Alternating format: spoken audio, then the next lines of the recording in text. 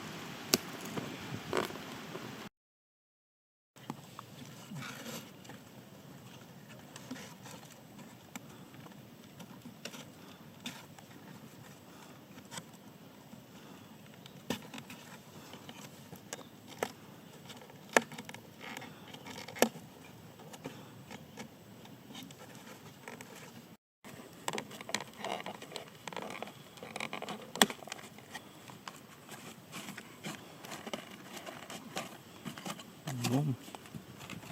Kiểu.